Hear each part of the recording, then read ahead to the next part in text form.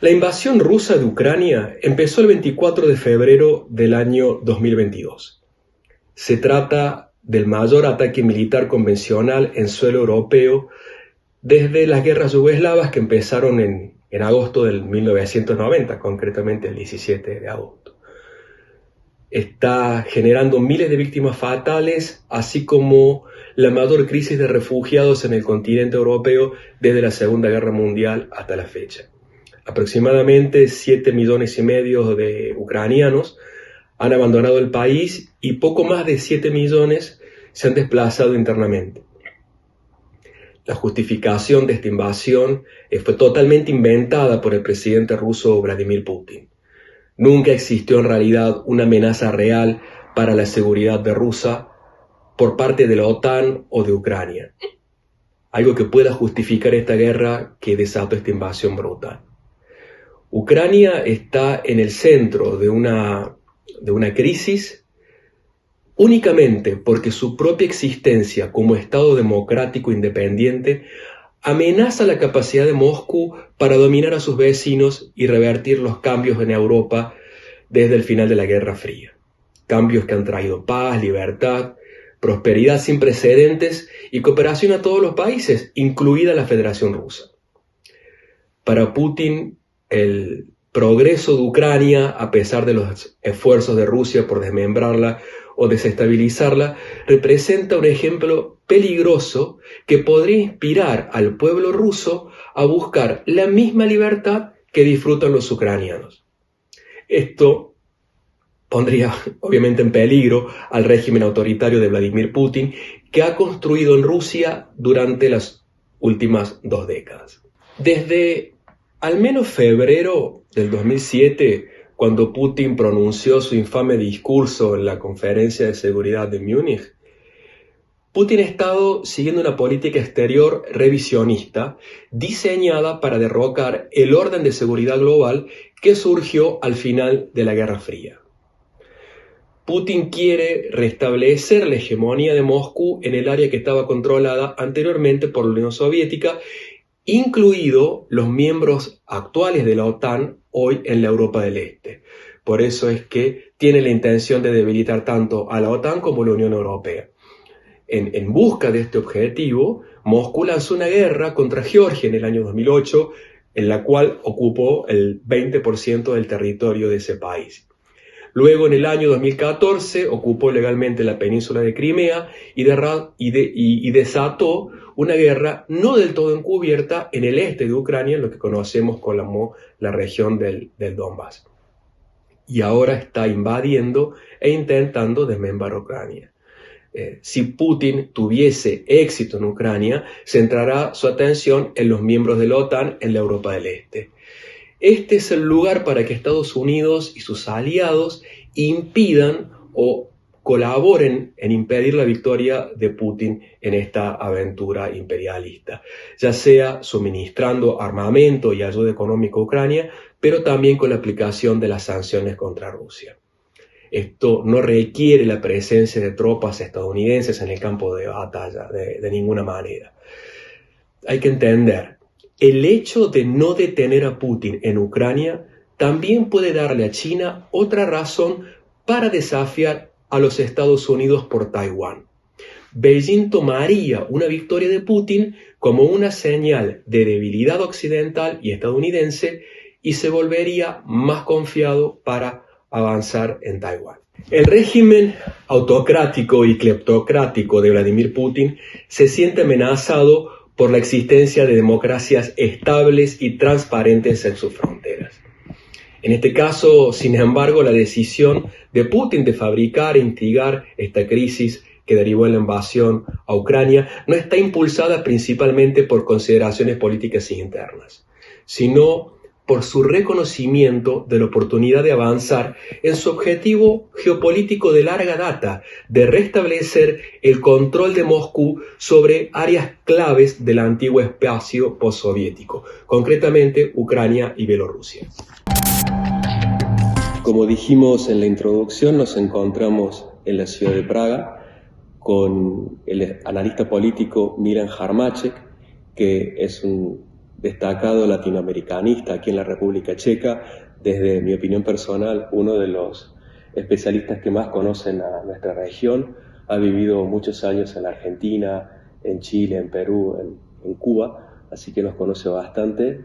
Quería agradecerte, Milan, por poder compartir con nosotros, con el archivo, esta entrevista en el día de hoy. Un placer, gracias por invitarme, y si puedo decir algo lo digo con mucho gusto. Bueno, mira, estamos aquí en Praga, donde estamos tomando este café, disfrutando de esta ciudad tan maravillosa. Estamos a unos 1400 kilómetros de Kiev y a unos 700 kilómetros de la frontera con Ucrania. República Checa, junto con Eslovaquia, Polonia, Hungría, forman el concierto de naciones de Europa Central, de Europa del Este, que tienen la invasión de Rusia a Ucrania más cerca de sus fronteras. Antes de ir a preguntas directas de la situación actual de la guerra, quisiera empezar desde un poco más atrás en el tiempo, aprovechando tu experiencia. Hay algunos románticos del socialismo, en el cual no han vivido nunca, mayormente, que por algún tipo de nostalgia sienten simpatía por Rusia, ya sea porque están a favor de cualquiera que esté en contra de los Estados Unidos, o porque están desinformados o no son conscientes de que en Rusia hoy en día no es un país socialista. En la República Checa, en tu país, Rusia tuvo una presencia muy fuerte. ¿Qué recuerdos tienen los checos de ese paso del mundo ruso por su país? ¿Qué implicó estar debajo del zapato de Rusia? Y si estar debajo del zapato de Rusia tantos años fue algo que se dio por las buenas o por las malas. Bueno, hay una evolución de nuestra relación con Rusia o ex Unión Soviética. Tengo que pasar por la historia un poco. Como Checoslovaquia, antes de la Segunda Guerra Mundial, era uno de los últimos países cual reconoció al país bolchevique. Creo que era el año 35-36 del siglo pasado. Como nosotros éramos muy contra de este régimen totalitario.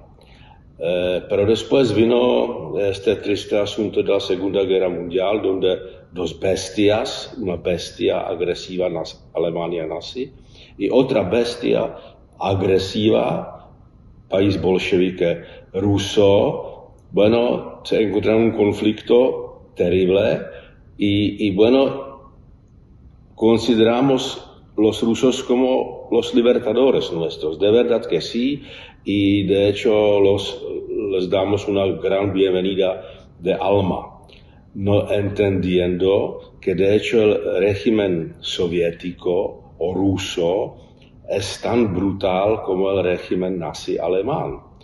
Y en Alemania lo que pasó, denazificación se hizo. En región ruso o soviético no hubo nada de esto, ninguna debolchevización.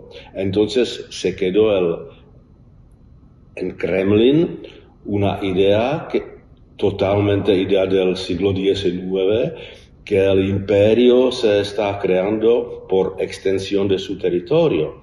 Hay que recordar una ocupación de los países bálticos en año 40, una invasión a Polonia en año 39, una ocupación de Finlandia por la cual el régimen o el Kremlin fue eliminado de o antes no era ONU, era algo Unión anterior. De Naciones. Eso. Unión de Naciones. Y bueno, lo quitaron de esto. Entonces, lamentablemente, Kremlin tiene una historia muy, muy larga y nosotros, como, me duele la palabra, nosotros como bobos, les damos una gran bienvenida en el año 45 con de verdad corazón, con alma.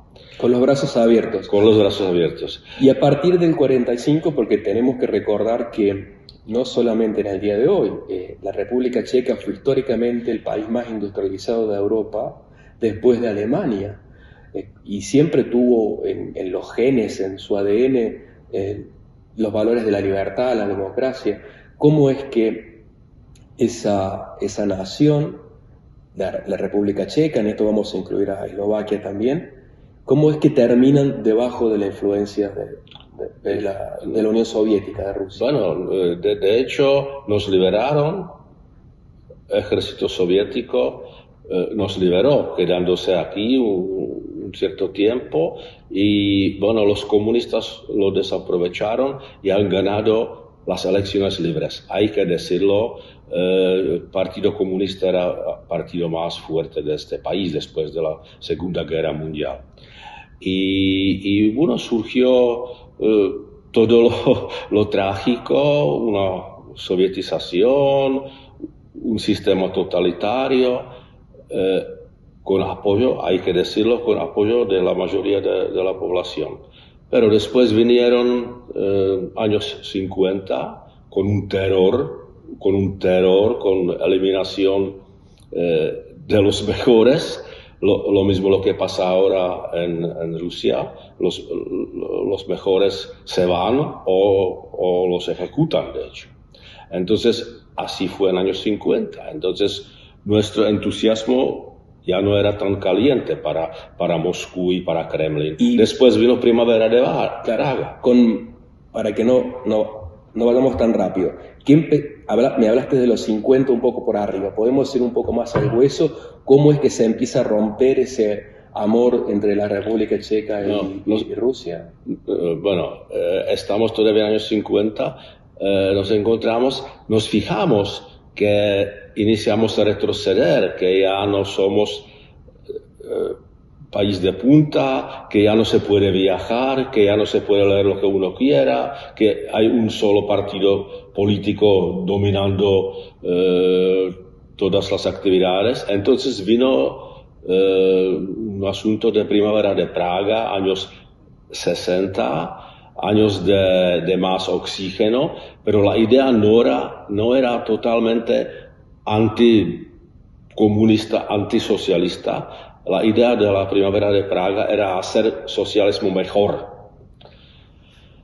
Con más libertad. Con más libertad. Lo que es una contradicción, el socialismo. Pero nosotros de nuevo pido disculpas, bobos, no entendíamos que esto no funciona, que estamos dentro de un sistema totalitario y no se puede poner oxígeno dentro del sistema totalitario. Entonces, en Moscú lo sabían y vino 21 de agosto 68 con una invasión de los países del Pacto de Varsovia, naturalmente liderados por ejército soviético, ruso, y prácticamente era la operación más grande militar después de la Segunda Guerra Mundial, y nos invadieron de un día al otro y no hubo forma como resistir. ¿Qué recordás de eso? Porque ¿cuántos años tenías cuando fue la invasión? Yo tenía en este año 12 años. Recuerdo muy bien y nunca lo voy a olvidar. Y prácticamente el país se paralizó y bajo amenaza de ser fusilado uno pudo protestar un poco, pero no tenía sentido ninguno. Y en cada cruce de las ciudades hubo un tanque ruso, en cada oficina, en cada ministerio, en todos lados habían las fuerzas soviéticas armadas. O sea, en cada puesto de decisión, en cada esquina, había un... Y además el gobierno checoslovaco se lo llevaron a Moscú, allá lo torturaron y los presionaron a firmar la presencia de los soviéticos en nuestro país. Y lamentablemente lo firmaron. Eso también es algo que a veces se menciona un poco por arriba, pero me interesa lo que acabas de contar de este hecho histórico, de que la cúpula de gobierno de Checoslovaquia fue trasladada a Moscú, sí. Y ahí bajo presión y tortura física se le obligó a firmar la presencia militar de Rusia, esto que por algunos trasnochados es romantizado. Esto fue producto del horror, ¿no? Fue muy brutal. Creo que la misma idea era para Ucrania en el año pasado. Por fuerza, entre comillas, legalizar un gobierno títere. Un gobierno títere. Y bueno, entonces en 68 por fin logramos abrir nuestros ojos y entender qué tipo de régimen se encuentra en Kremlin. Y tuvimos que sufrir de cierta manera, pero éramos jóvenes. Y cuando uno es joven, vive bien, alegre, entonces esta gente viviendo como jóvenes bajo amenaza soviética o presencia soviética en este país, hoy día como jubilados recuerdan su juventud lindo, sin preocuparse de nada, como nadie tenía nada, pero esto era seguro. Entonces es la fuente del sentimiento de hoy, especialmente de gente mayor. Gente mayor, donde estaba ese ambiente totalmente artificial, donde vos tenías un trabajo que en el mayor caso, en el mayor de los casos vos nunca lo elegías, y tenías tus vacaciones garantizadas en un lugar que tampoco lo elegías, que te mandaban siempre dentro del país, nunca fuera. Y de cierta manera incluso fue posible salir al campo socialista, pero al occidente... De vacaciones a Rumania, por ejemplo. Por ejemplo. Pero viajar al occidente de verdad era un sueño difícil de lograr, y bueno, hubo cierta migración también, al occidente. Entonces era otra época. Esto se acabó en noviembre 89 con la revolución de Terciopelo, y por fin ya podíamos respirar libremente. Entre la primavera de Praga y la revolución de Terciopelo, ¿cómo fue ese camino? ¿Y entre qué años estamos hablando? Bueno, de hecho no hubo cambio ninguno. Este régimen era muy fuerte entre 68 hasta 87 más o menos, hasta Gorbachov. Hasta Gorbachov prácticamente no se pudo hacer nada, no se pudo respirar. Bueno, vino el Gorbachov y nosotros podíamos decir, mira, allá en madre soviética ya se puede respirar y aquí no. Entonces el Partido Comunista tuvo que hacer algunas mejoraciones en la vida, en cultura, en viajes, no muchos, pero algunos, en posibilidad de trabajar a cuenta propia, como una sola persona, no crear una empresa. Entonces ya se podía respirar un poquito mejor en la segunda parte de los años 80 más o menos. ¿Y cómo llega la revolución de Terciopelo? ¿Quién la provocó? ¿De dónde empezó? ¿Cuál fue la semilla? De hecho, yo creo que puedo solamente presentar mi opinión. ¿Cómo fue de verdad? Creo que necesitamos abrir los archivos rusos y esto se va a demorar un poco. ¿Cómo? Según mi opinión, Moscú ya entendía que el régimen no puede seguir así, que hay que hacer algún cambio, como el retroceso del campo socialista era increíble. Y era una oxidación, corrosión permanente, y era evidente que así no se puede seguir un siglo más. Entonces, Una parte era un deseo de gente hacer cambio de gente. Pero otra parte, estoy un poco especulando, pero creo que no estoy lejos de la verdad. El KGB se preparaba para esto. Estaba entrenando, no lo sabíamos, lo sabemos hoy y también estoy especulando. KGB se preparaba para el cambio, ya entrenando las personas para que sean los líderes después de un cambio. Correcto. Y hablo sobre gente como expresidente Klaus, hablo sobre expresidente Zeman, hablo sobre exministro Dlouhý y hablo sobre la gente cual hacía la privatización de las propiedades estatales. Correcto, esto en el año 80 lo dijo.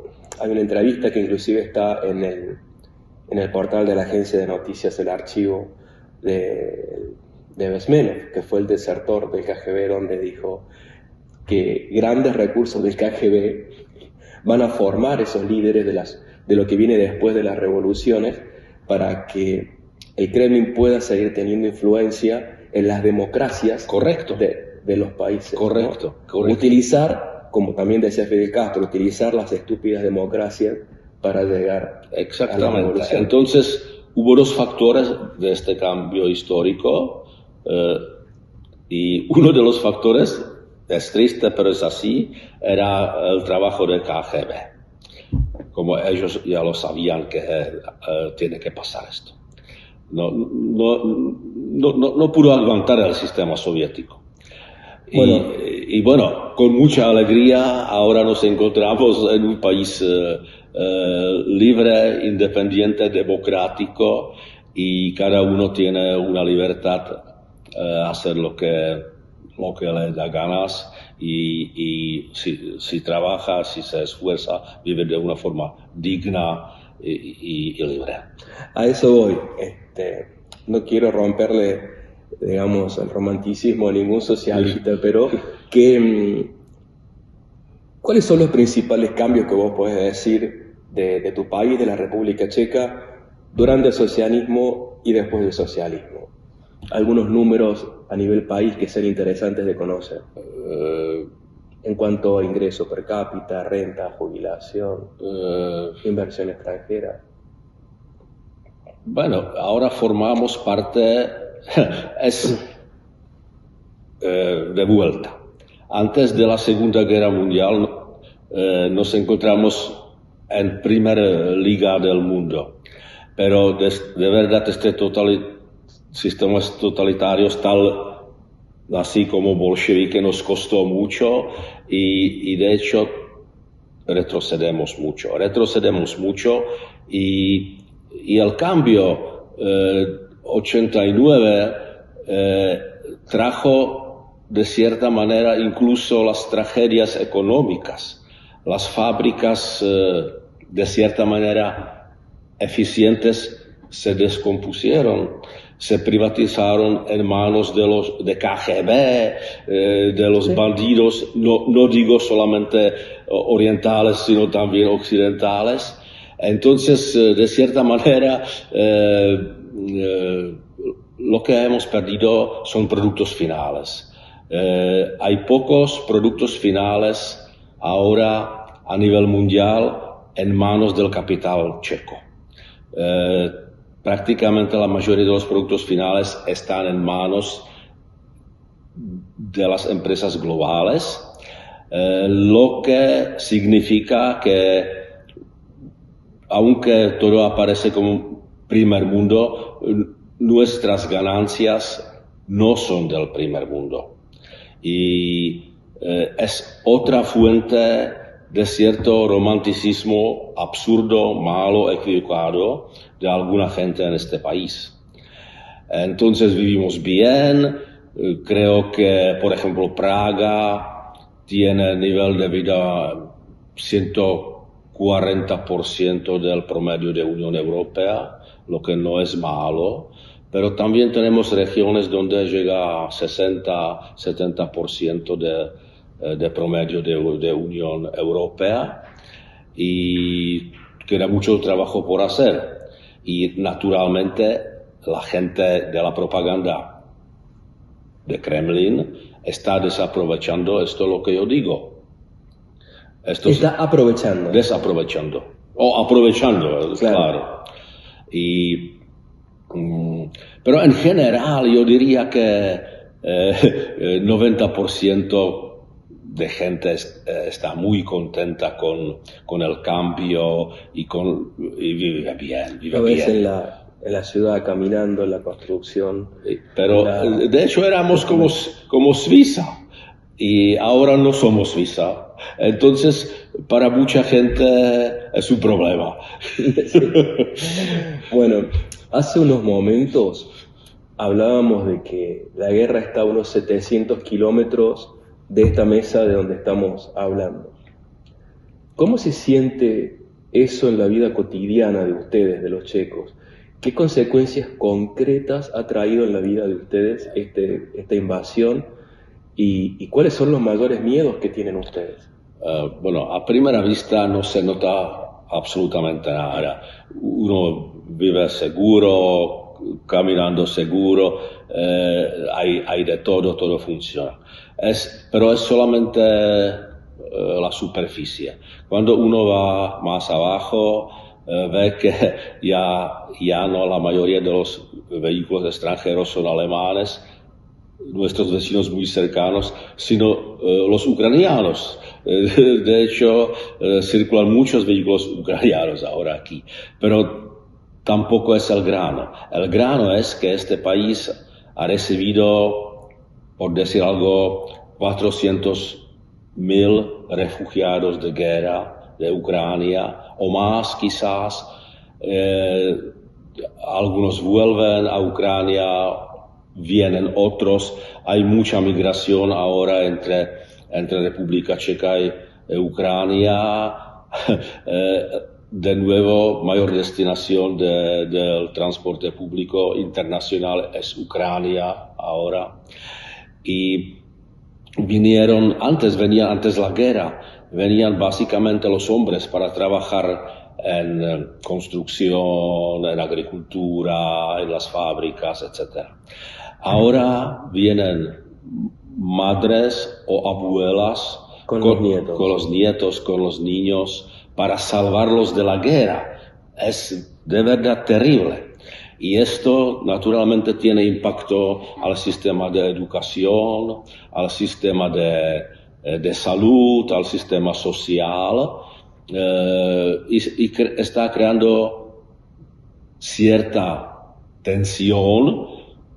Según mi criterio es lógico, normal y no me preocupa esto, pero de nuevo la propaganda de Kremlin lo está aprovechando o desaprovechando para crear problemas. Claro, para que la sociedad empiece a rechazar a los ucranianos. Eso es la idea de lo que vienen a hacer. Más allá de esto, ¿cómo ha reaccionado la República Checa cuando empezó la invasión rusa? Me refiero tanto a nivel Estado a Estado como a nivel pueblo a pueblo. Creo que tal Estado como pueblo ha reaccionado muy bien, aunque tengo mis reservas con el actual gobierno en tema de la política exterior y en tema de Ucrania. Hace pasos excelentes, estamos apoyando a plena fuerza Ucrania de una forma mejor posible, suministrando lo que se necesite. Somos un primer país cual suministró los tanques a Ucrania y bueno, después nos siguieron nuestro primer ministro, creo que era primer ministro visitando Ucrania, la capital de Ucrania y hablando con Zelensky. Entonces hay mucha ayuda estatal humanitaria, se mandan las ambulancias. Estamos entrenando militares ucranianos en nuestros establecimientos aquí en República Checa. Es un nivel gobierno excelente. Nivel pueblo a pueblo, yo pienso lo mismo. Hubo una reacción muy espontánea, coleccionando dinero, coleccionando lo que sea necesario, el tema higiénico, kits de salud. de salud, etcétera, y esto sigue fuerte, incluso bueno, esto no tiene mucho valor militar, pero tiene valor, digamos, entre los pueblos. Se junta dinero, por ejemplo, por un tanque. El pueblo paga un tanque. Y después hay otro armamento y de verdad lo pagan gente de su propio bolsillo. Aparte de la ayuda del Estado, cual es mucho mayor, claro. Pero es todo un gesto que... Es un gesto. Que un grupo de vecinos es un gesto. Y lo triste es que no se ve el fin de la guerra, que los ucranianos sufren mucho y hay muchos caídos, mucho sufrimiento. Es terrible como sufren y bueno, ayudamos como se pueda y creo que incluso deberíamos hacer más. Bueno,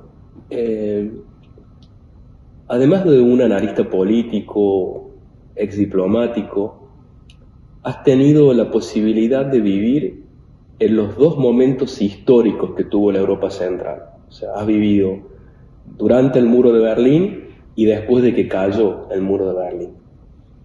En base a tu experiencia profesional, de vida, ¿qué pensás que llevó a Vladimir Putin a emprender esta invasión a Ucrania? Y según tu información, ¿cuán sólido es el apoyo que tiene Putin entre las élites de poder y el pueblo de Rusia? Mi opinión, Vladimir Putin creció dentro de KGB. Y KGB, de hecho, en ex Unión Soviética no gobernaba el partido, no gobernaban las ideas de bonanza para todos. Para el pueblo, ¿no? Para el pueblo. Gobernaba KGB. Lo que de cierta manera era actividad criminal. Y Putin, de hecho, proviene de los círculos criminales de San Petersburgo. Entonces, el criminal de San Petersburgo se identificó con métodos criminales de KGB. Y él, lamentablemente, mentalmente, está en el siglo XIX, donde los países y los imperios se extendían por la razón o por la fuerza, y en el siglo XIX fue así, tal Rusia, tal Estados Unidos, tal todo el mundo, y así fue. Pero ya pasó siglo XX y ya estamos en el siglo XXI, pero este señor, aunque sea inteligente, no tiene una inteligencia social y él piensa que es la forma como funciona. No entiende que hoy día el mundo, el planeta, es una sola fábrica. Uno no puede crear y producir algo solito. Tiene que colaborar y tiene que colaborar con todo el mundo a base de colaboración mutua, a base de respeto mutuo, a base de las ventajas compartidas, a base de respeto a las comunidades, a las diferencias, a las minorías, y él no lo tiene en su cabeza. No, definitivamente es una política imperial, una forma de un país imperial, heterosexual, cristiano, donde no hay lugar a nada que no sea eso.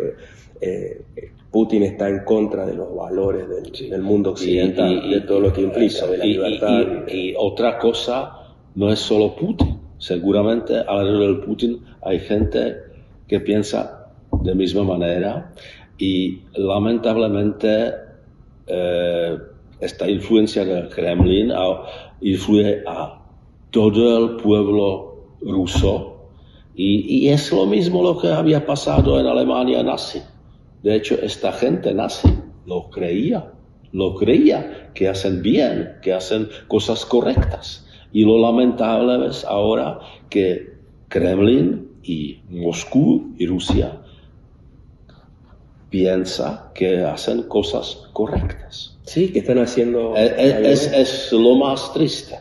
No en vano, las principales acciones del gobierno de Vladimir Putin fueron combatir a la prensa extranjera, a la prensa independiente.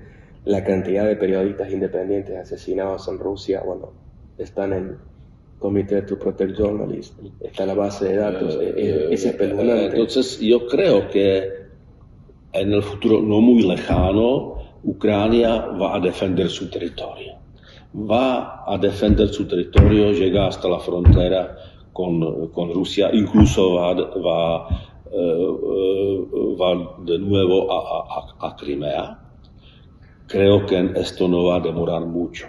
Y después, de nuevo estoy especulando, tenemos que construir nueva cortina de hierro en la frontera con este país, con Rusia, quizás con Belarus también. Ahora parece que Belarus es lo mismo como Belarus tiene capital en Moscú, parece ahora. Sí. Entonces, tenemos que crear esta frontera fuerte y muy protegida, intransitable, y ahora ver qué pasa en Rusia. Como Alemania fue denazificada. Y por suerte tocó a la madera, es un país confiable y serio ahora. Y lo mismo debería pasar en Rusia, pero no sé cómo. Yo tengo miedo que después de Putin se va a producir algo como guerra civil desorganizada, pero totalmente desorganizada y muy peligrosa, no solamente para Rusia, sino para el mundo. Entonces, creo que todavía nos esperan tiempos difíciles. Por delante. Milan, los gobiernos de los países latinoamericanos que padecieron en su propia carne el horror de un genocidio, hoy en día en su mayoría hablan de neutralidad ante el idéntico latrocinio que Vladimir Putin está causando en Ucrania. ¿Cómo se ve desde Europa la tibieza de Latinoamérica ante los hechos de hoy en día? Creo que lamentablemente países de Latinoamérica no tienen la experiencia con la neutralidad. Tengo que destacar que en la Segunda Guerra Mundial Suecia no fue país neutral, fue una fuente principal de los nazis de las materias primas. Se lo vendían toda la guerra. Sin vender esto, no existiría la guerra. Lo mismo Suiza. Suiza lo financiaba. Entonces, estos países, bajo amenaza de los nazis, de la invasión, tenían que colaborar con los nazis. Y Alemania invadió. Austria neutral. Alemania invadió Bélgica neutral. Países Bajos neutral. Dinamarca neutral. Noruega neutral. Todo esto invadieron los nazis como neutral, no sirve. Los soviéticos invadieron Lituania neutral, Latvia neutral, Estonia neutral, atacando a Finlandia neutral. La neutralidad simplemente no sirve. Es mi mensaje para la América Latina. Bueno, esta guerra puede terminar de una de dos formas. Con la victoria de Ucrania o con la victoria de Rusia. ¿Cómo ves el futuro de Europa en cada uno de esos dos escenarios? No veo escenario victoria de Rusia. No, ¿qué es victoria de Rusia? Ocupación de Ucrania. Esto no podría funcionar. Esto simplemente no puede funcionar. Entonces, Rusia ya ha perdido. Rusia ha perdido. La guerra moral y la guerra de información está perdida desde el día 3, eso sin duda. Físicamente sigue ocupando cierta parte del territorio de Ucrania. ¿Y qué? Pero ya ha perdido Rusia. Ya ha perdido en todo el mundo su crédito para próximos 100 años. Sí. Ucrania, un lindo día, va a controlar su propio territorio. No va a invadir Rusia de ninguna manera. Entonces, Rusia ya ha perdido. No lo veo como alternativa. Bueno, en ese caso yo también coincido, tengo esa misma opinión. Nunca Ucrania fue una amenaza real para la seguridad de Rusia, nunca fue una amenaza nuclear, mucho menos porque no tiene ningún armamento nuclear. La única amenaza que implicaba Ucrania para Rusia es que Rusia no puede tener una democracia transparente en sus fronteras porque está gobernada por un régimen totalitario que corre el riesgo de que el pueblo al cual gobierna con brutalidad empiece a pedir los mismos beneficios que tienen los que viven en la vereda del frente. Evidentemente. Destaco para terminar, Milan, y realmente agradezco mucho tu tiempo para que podamos haber tenido esta charla en la plataforma del archivo, a cual sé que también lo lees regularmente. Te agradezco. Que quiero destacar el mensaje que dejas con respecto a la inutilidad de la neutralidad.